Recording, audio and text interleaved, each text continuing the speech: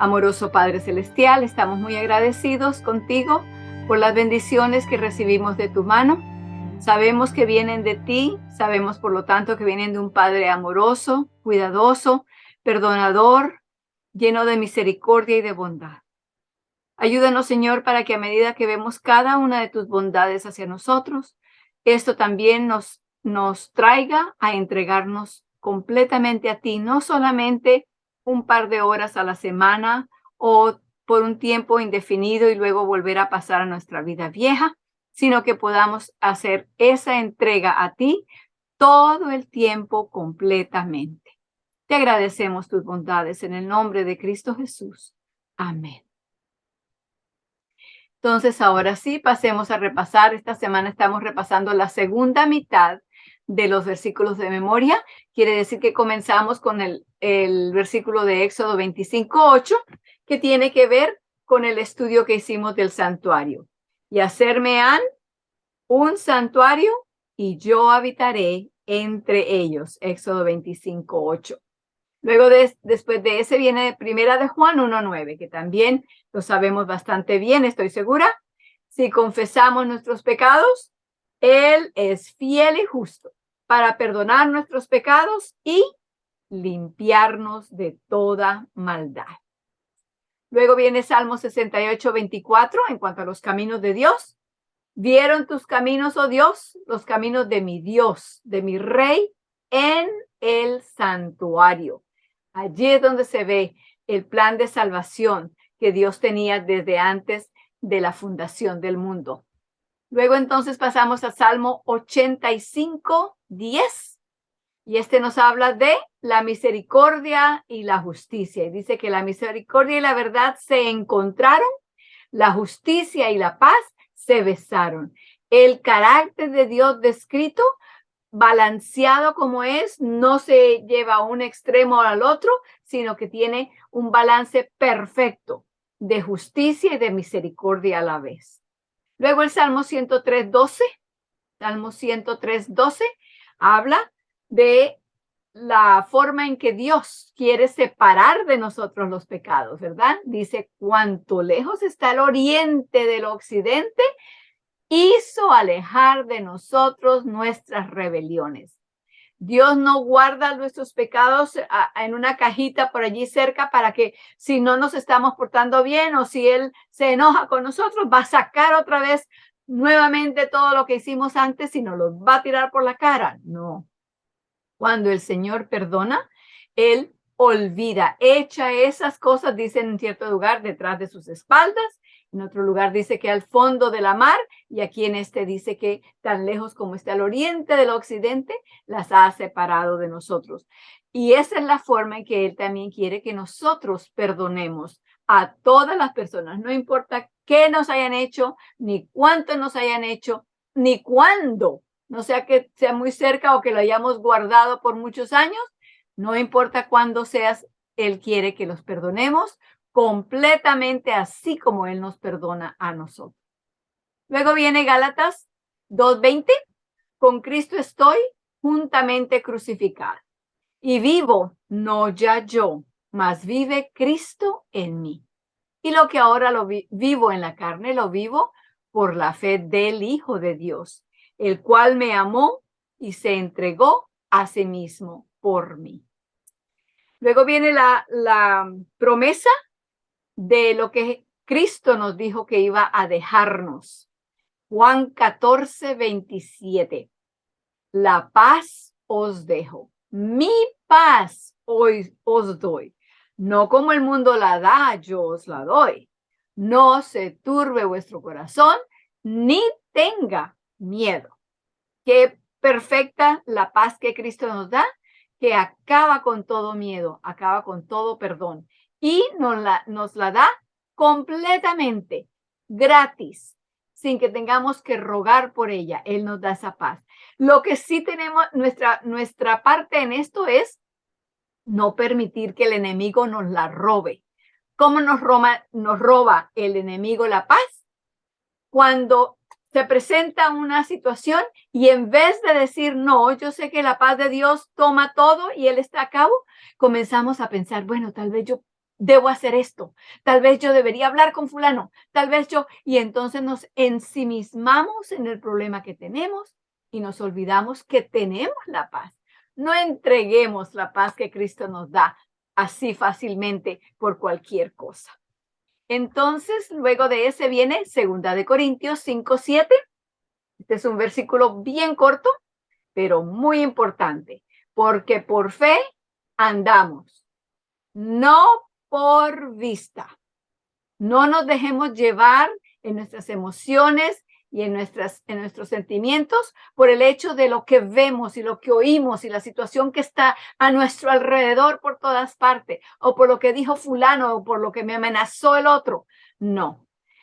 Tenemos que andar por la fe, porque con los ojos de la fe podemos ver a Dios, podemos reflexionar en la paz que Él nos da, podemos recordar sus promesas y no permitir que las cosas que nuestros ojos ven y nuestros oídos oyen nos lleven de aquí para allá en una completa ansiedad todo el tiempo.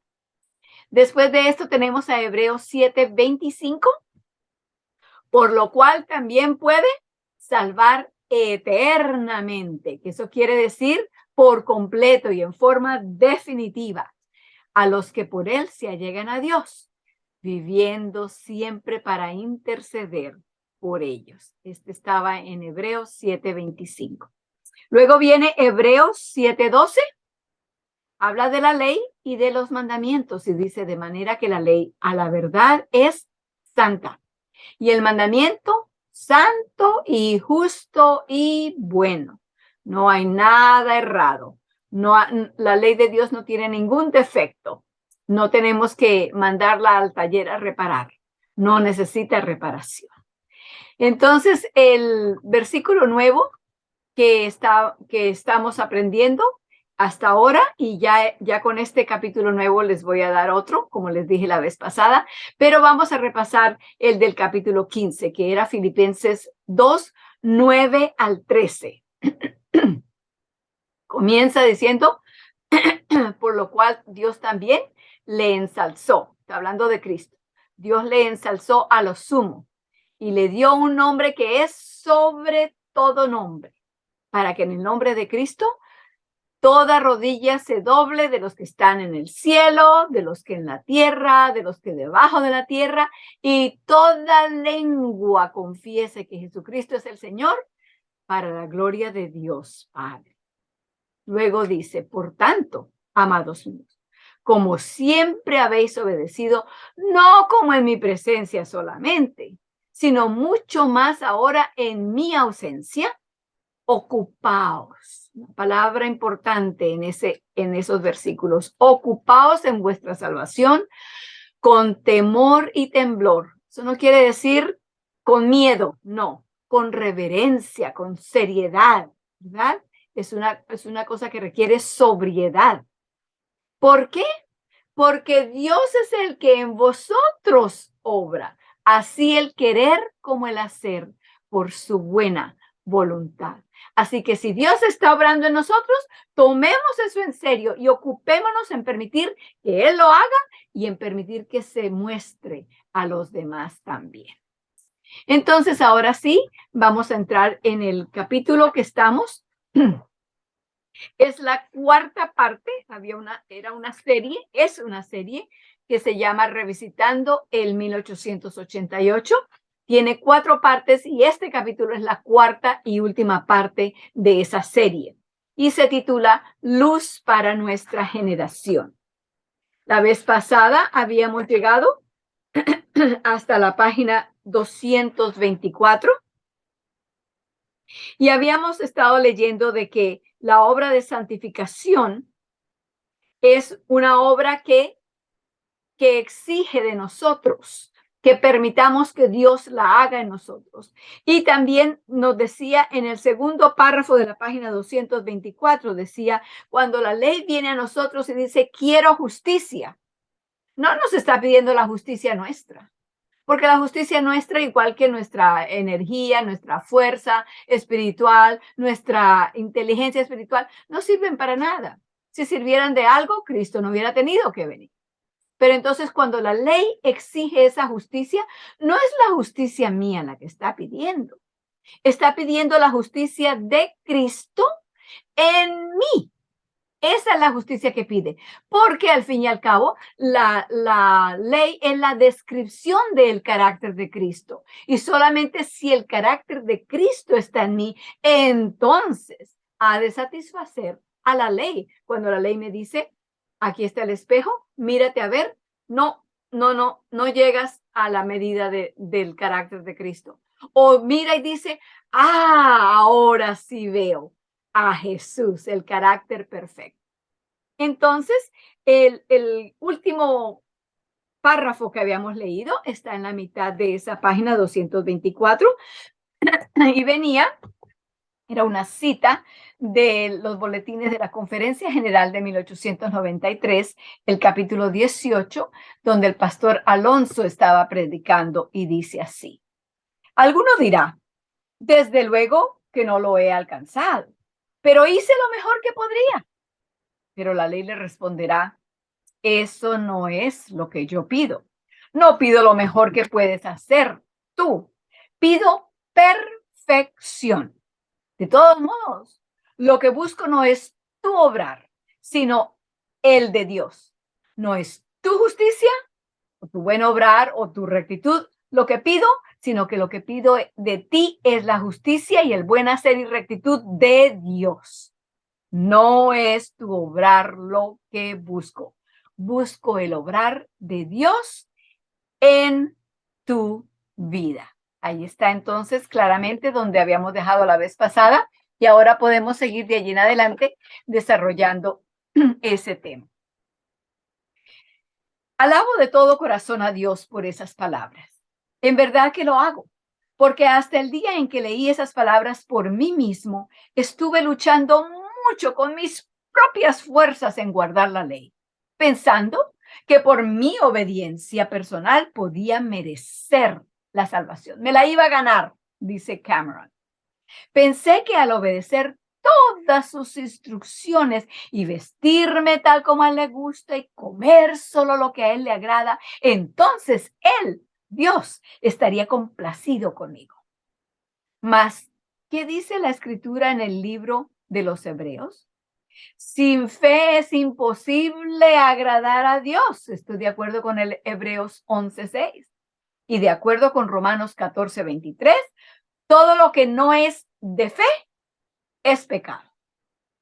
Por lo tanto, si no es la fe la que trae las buenas obras de Dios a mi vida, si no es la fe la que le permite a Dios vestirme y alimentarme, si no es Dios el que hace en mí esas obras perfectas, entonces serán trapos de inmundicia.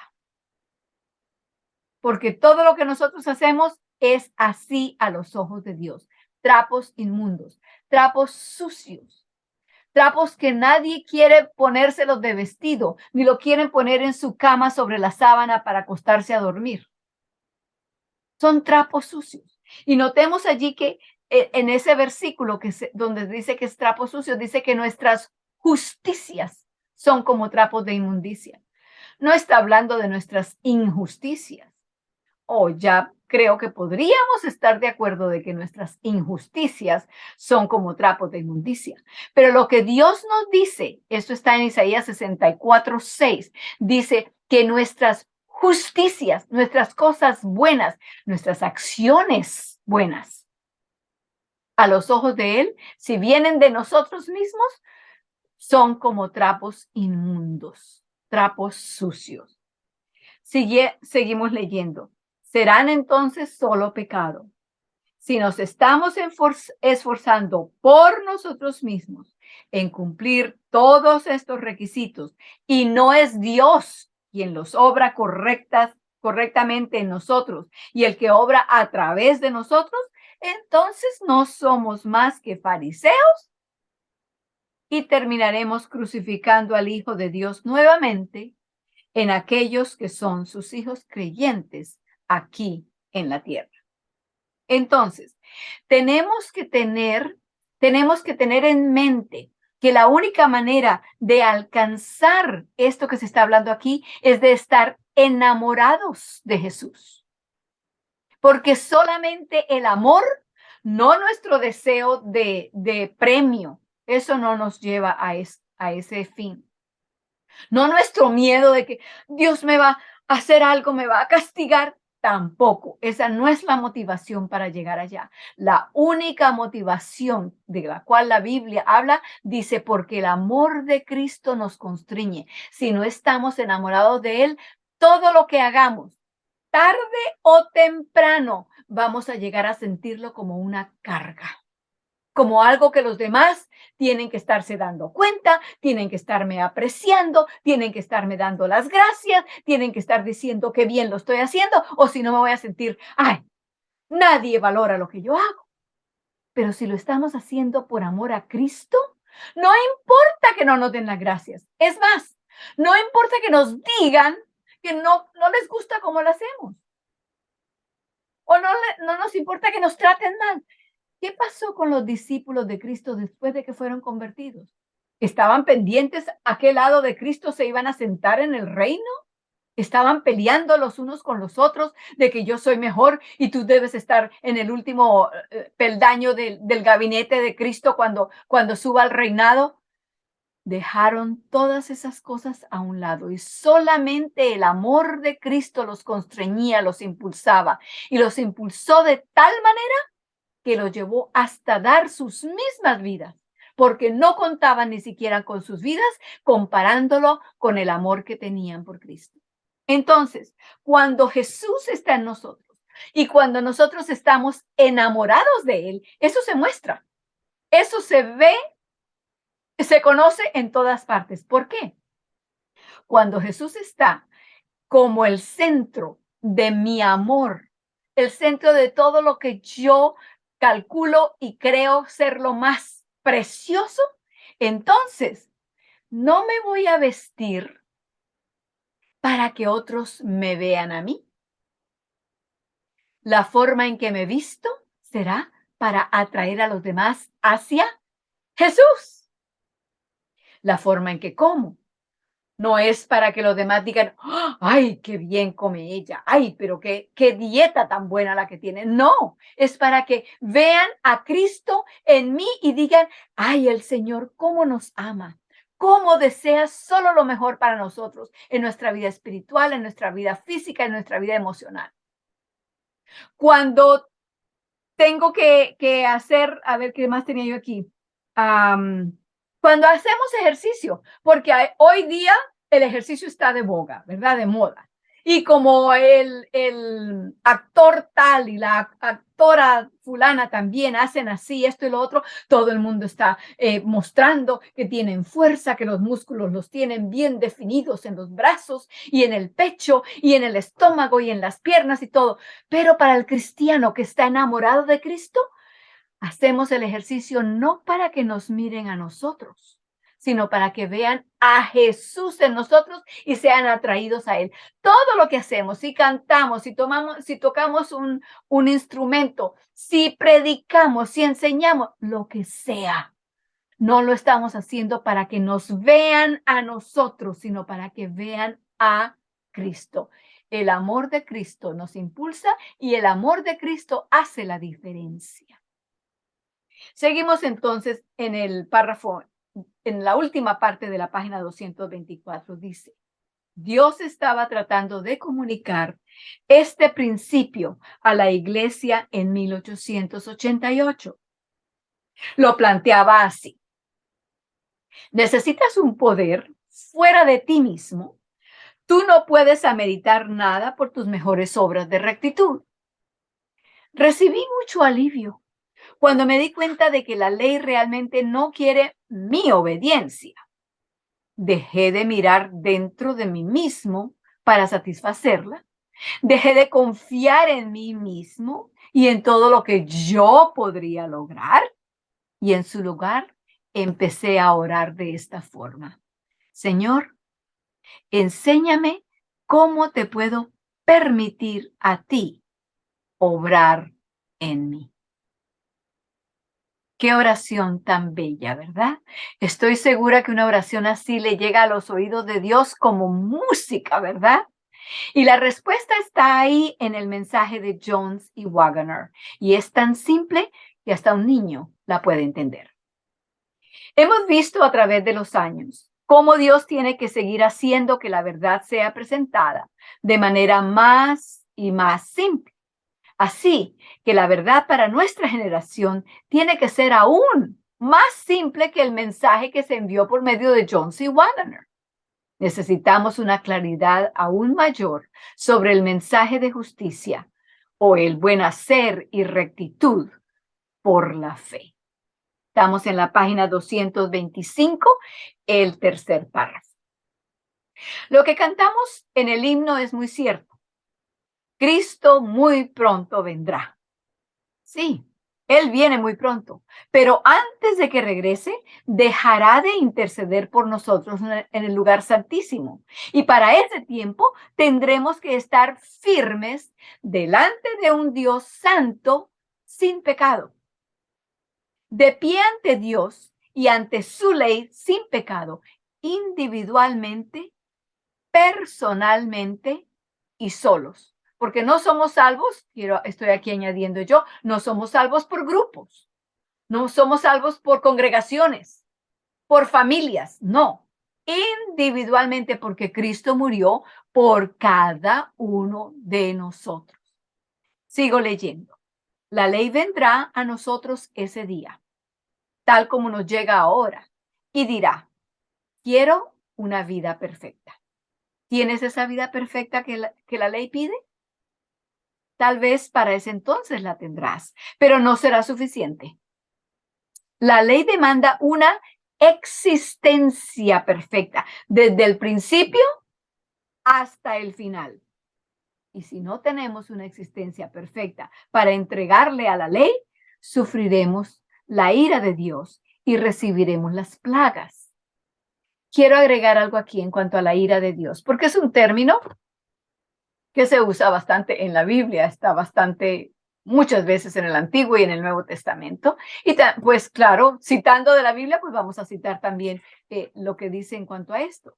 Sin embargo, no es la palabra lo que queremos aclarar. Lo que queremos aclarar es la definición de la palabra ira. ¿Qué es lo que quiere decir la palabra ira, la ira de Dios?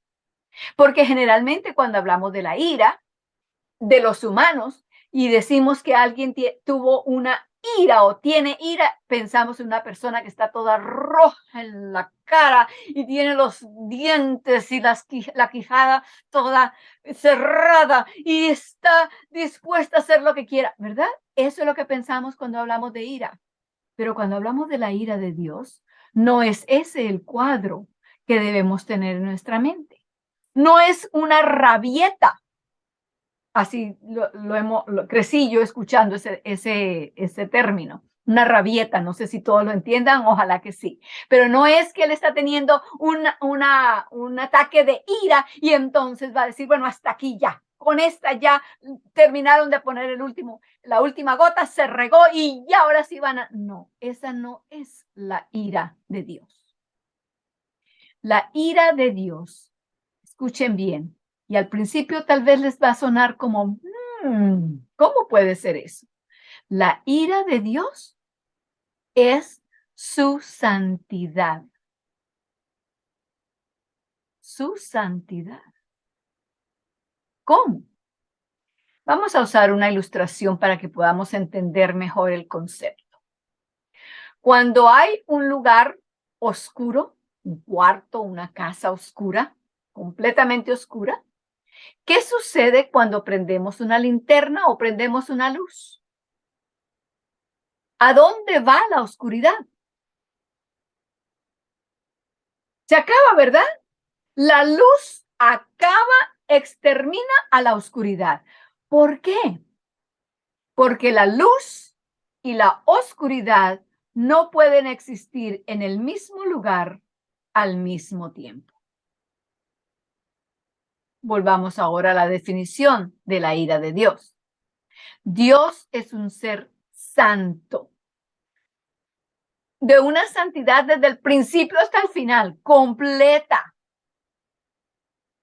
¿Qué sucede entonces si esa santidad perfecta, correcta de Dios se presenta frente a la pecaminosidad de la humanidad? ¿Qué le va a pasar al pecado frente a la santidad de Dios? Lo mismo que le pasa a la oscuridad frente a la luz. La santidad de Dios y el pecado no pueden coexistir en el mismo lugar al mismo tiempo. Entonces, es la misericordia de Dios, el amor que tiene por nosotros, que hace que Él no se presente ante nosotros sin limpiarnos primero. Porque si Él se presentara a nosotros con nuestro pecado, ¿qué pasaría? Seríamos fulminados por su santidad. La ira de Dios es su santidad sin velo. Y al final, ¿qué va a suceder? Las personas que se pierdan al final, las personas que no terminen siendo salvos por la eternidad en el cielo, son personas que han elegido seguir agarrados, aferrados al pecado. Y entonces, cuando se presenten delante de Dios, aferrados a ese pecado, no van a poder existir y van a ser extinguidos, acabados, fulminados. Esa es la ira de Dios, entendiéndola correctamente. ¿Okay? Entonces, seguimos leyendo ahora en el siguiente párrafo que comienza lo que cantamos a muchas iglesias. A muchas iglesias hoy día, estamos en la página 225 todavía, hoy día les gusta enseñar un sacrificio vicario. Aquí viene otro, nos vamos a ahondar un poquito más en algunas de las cosas que ya hemos aprendido. Un sacrificio vicario, que esencialmente significa que la justificación no es nada más que la imputación de la justicia, donde Cristo es nuestro sustituto y nos cubre con su propia obediencia. Muchos cristianos, inclusive adventistas, creen en algo similar a esto también, que la justicia de Cristo nos cubre como un paraguas con el rostro de Jesús pintado encima y que cuando Dios mira hacia abajo, Él solamente ve la perfección hermosa de su Hijo. Mientras que debajo de ese paraguas, nosotros seguimos acariciando y cometiendo nuestros pecados secretos y que seguiremos así en esa condición hasta que Jesús venga por segunda vez y cambie todos nuestros cuerpos. Esto no puede ser así. Vuelvo a repetir, eso está mal entendido. Eso está mal enseñado si así lo hemos escuchado. No es así, eso es incorrecto. Esto no puede ser así. Si no tenemos una vida perfecta que darle a la ley, una vida que sea mía propia, personal e individualmente, estaremos perdidos. Seguimos ahondándonos. Me gustaría hacer una pregunta. Si un hombre fuera llevado a un tribunal para ser juzgado y fuera encontrado culpable de asesinato y sentenciado a muerte, ¿cómo reaccionaría el juez si otra persona completamente extraña e inocente entrara y dijera, yo moriré en su lugar? ¿Permitiría la ley tal cosa? El juez respondería de acuerdo a la ley de ese país, no, de ninguna manera.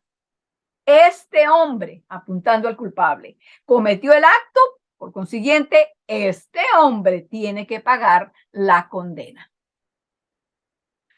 En inglés hay una frase que usan que dice, el que hace el crimen tiene que pagar la sentencia. Y así es. Entonces no podemos, ni porque sea familia de la persona, pueden entrar y decir, yo muero por él. No. Seguimos leyendo. De ninguna manera existe un sistema legal de esta tierra que permita que un inocente muera en lugar de aquel que fue declarado culpable de un crimen terrible. Y sin embargo, escuchamos anécdotas predicadas desde el púlpito que tal y tal hombre, la humanidad entera, estaban sentenciados a muerte y alguien con A mayúscula, inocente, vino y tomó su lugar. No, así no funciona. Una historia tal no es realmente la solución a nuestro problema, ya que necesitamos una existencia perfecta, no solo una declaración legal que cubra nuestros pecados pasados. De hecho, esa ilustración, ese ejemplo que estamos considerando aquí de un hombre que haya sido encontrado convicto de un asesinato y que otra persona inocente quiera morir por ellos, eso no sería justicia, eso sería una injusticia, ¿verdad? Esa no sería la justicia. Seguimos leyendo. Si creemos que la ley de Dios va a excusar y aceptar a un sacrificio vicario o sustitutivo, entonces eso muestra que no apreciamos la ley de Dios como deberíamos.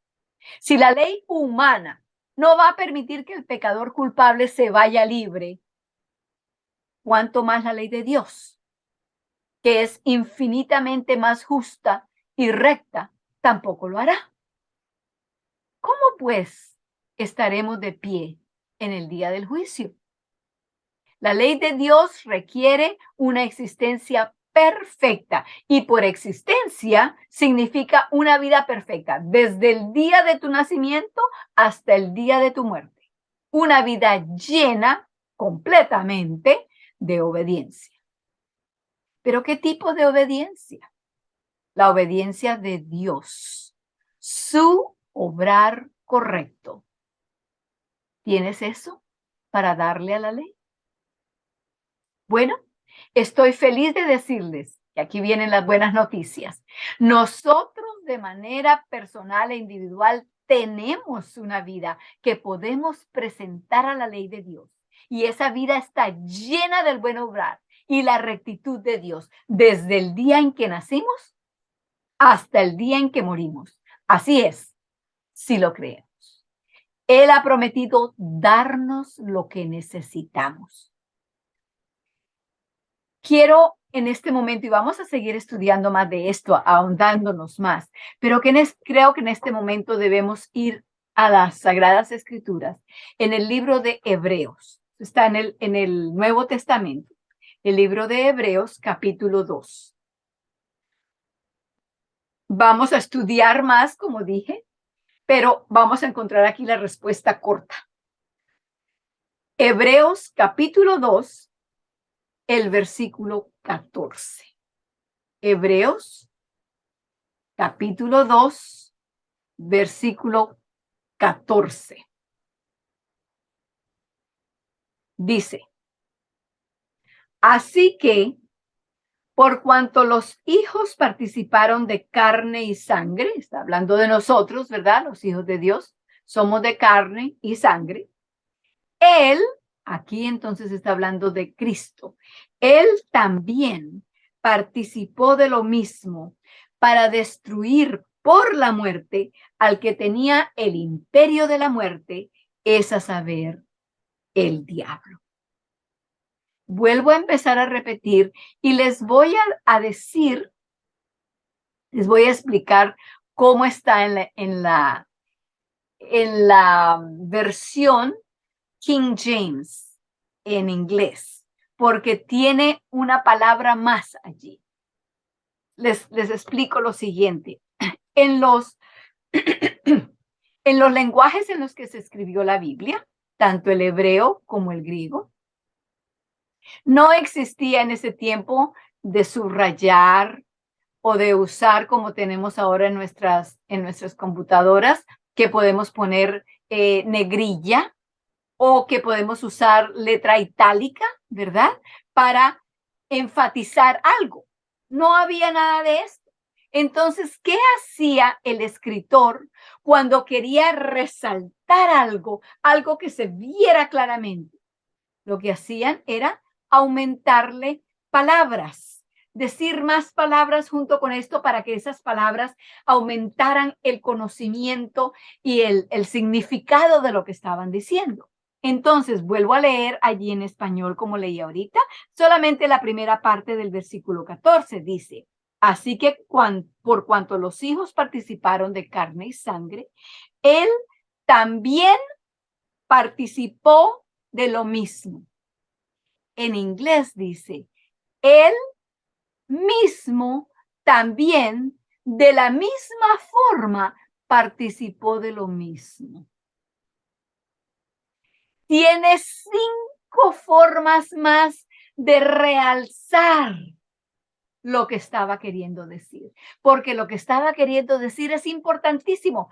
Cristo vino en lugar tuyo, en lugar mío, en lugar de cada uno de nosotros, vino a ser nosotros para poder pagar la penalidad que nosotros teníamos, porque si no hubiera sido una injusticia de tamaño cósmico, el hecho de que una persona inocente fuera a morir por una persona convicta de un crimen. Entonces, al hacerse nosotros, entonces pudo tomar nuestro lugar, recibir nuestra culpabilidad y nuestra penalidad. ¿Cuán cerca está Jesús de nosotros? Mucho más cerca de lo que muchas veces pensamos, cuando nos sentimos solos, cuando nos sentimos abandonados. No, recordemos, Cristo es tan cerca de nosotros que es más cercano que un hermano. Quiero agregar una cosa más. Allí en ese mismo versículo 14 dice que para que por medio de la muerte pudiera destruir a la muerte y al que tenía el imperio de la muerte, es a saber, al diablo. Con razón que el diablo, Satanás, el enemigo de Dios y el enemigo nuestro, no quiere que ni sepamos, ni entendamos, ni mucho menos creamos en semejante cosa, porque él tiene su agenda que él quiere llevar a cabo y no quiere que nadie sepa. Eso lo estudiaremos más después. Pero por ahora regresemos otra vez al libro, página 226. Y estábamos en la mitad, más o menos en la mitad del libro. Allí estamos ahora por leer. Dice: me gustaría primeramente leerles esto del libro El Camino a Cristo, página 62. Dice así: si ustedes tienen el capítulo allí impreso, lean junto conmigo. Todo el mundo tiene sus micrófonos apagados. Pueden leer en voz alta junto conmigo. La condición para alcanzar la vida eterna es ahora exactamente la misma de siempre, tal cual era en el paraíso antes de la caída de nuestros primeros padres. La perfecta obediencia a la ley de Dios, la perfecta justicia. Esa es la única regla, la única condición para alcanzar la vida eterna. Así ha sido siempre y así sigue siendo. Seguimos leyendo. Si la vida eterna se concediera con alguna condición inferior a esta, peligraría la felicidad de todo el universo. Volveríamos otra vez a caer en lo mismo del pecado y de la muerte y de las enfermedades y la crueldad y las guerras, etcétera, etcétera, etcétera. Puesto que somos pecadores, sigo leyendo, y malos, no podemos obedecer perfectamente una ley santa. No tenemos justicia propia con que cumplir lo que la ley de Dios exige. Luego dice Cameron, después de citar al párrafo que acabamos de leer, Alonzo T. Jones dijo lo siguiente en los boletines de la Conferencia General de 1893, capítulo 14. Así es. Entonces, ¿de qué forma vamos a poder alcanzar la vida eterna? ¿Cómo? Muy buena pregunta, ¿cierto? Vamos ahora a la cita de Alonso T. Jones y dice, oh, mas el don de Dios es vida eterna en Cristo Jesús, Señor nuestro. Romanos 6:23. Pero tenemos que tener justicia perfecta antes de que podamos recibir el regalo, ¿no es así? Oh, entonces, tal como el Señor, tal como es el Señor, viene y dice, aquí en Cristo hay perfecta justicia. Hay perfecta obediencia a la ley de Dios, desde el nacimiento hasta la tumba.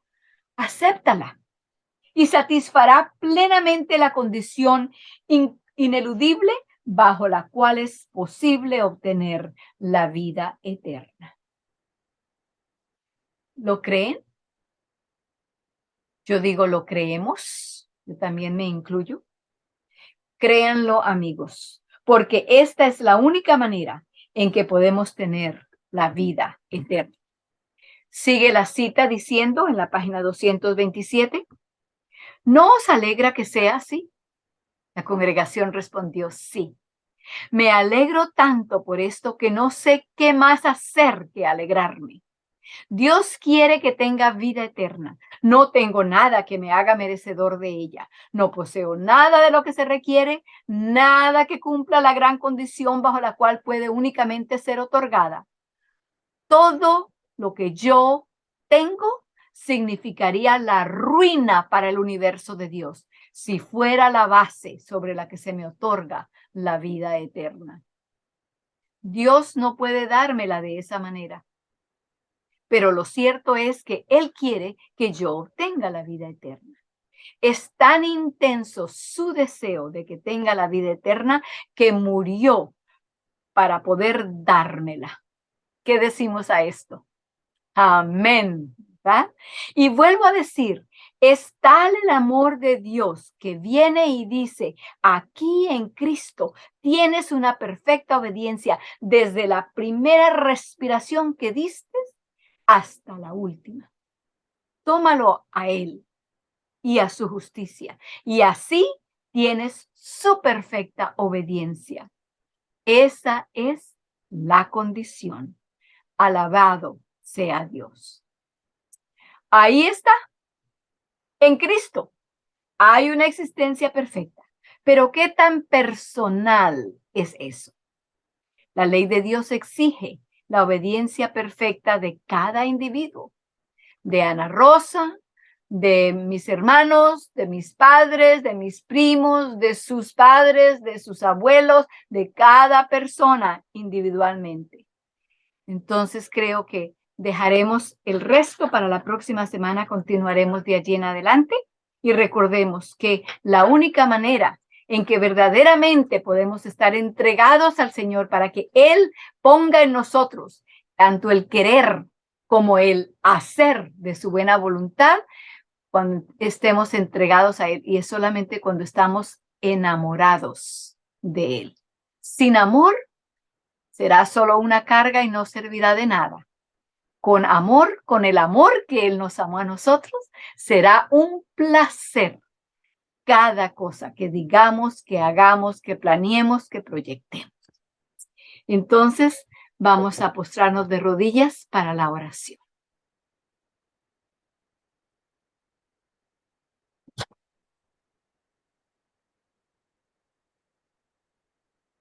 Amoroso Padre Celestial, las noticias de esta noche han sido noticias absolutamente gigantescas. Son noticias que vienen de ti, por lo tanto son buenas. Pero no solamente son buenas por eso, son buenas porque en nosotros crean ese amor. ¿Cómo vamos a entender lo que has hecho por nosotros? ¿Cómo vamos a aceptar lo que nos has dado y cómo vaciaste el cielo al darnos a Cristo? Y luego no tener aprecio por lo que has hecho. Solamente si no nos damos cuenta de la condición en que estamos y pensamos que, yo no lo necesito. No sé para qué lo hizo si yo estoy bien así como estoy. Señor, pero cuando entendemos completamente la situación y la condición en que estamos, y entendemos que es por tu amor, es por tu sacrificio, es porque nos amabas tanto que no podías vivir sin nosotros. Entonces, Señor, ese amor nos llevará a hacer, a decir, a actuar, a todo, en todas las cosas, en las cosas que te agraden a ti solamente. Si no es por amor, no hay relación entre nosotros y nuestro gran Dios. Ayúdanos, Señor, a pensar en estas cosas, a meditar en ellas y a pedir que el Espíritu Santo nos transforme y nos ayude a entenderlas y nos dé la fuerza para entregarnos, porque ni eso siquiera tenemos de nosotros mismos. Ayúdanos, Señor, a tener esa sed. Tú no las das. Ayúdanos a que no la complazcamos con cualquier otra cosa, sino que permitamos que esa sed y esa hambre de conocer nos lleve a las Escrituras, a querer saber más y más y más y más de ti. Porque cuando estamos enamorados, queremos conocer a la persona de la cual estamos enamorados. Te lo agradecemos todo en el nombre de Cristo, nuestro amante Salvador. Amén.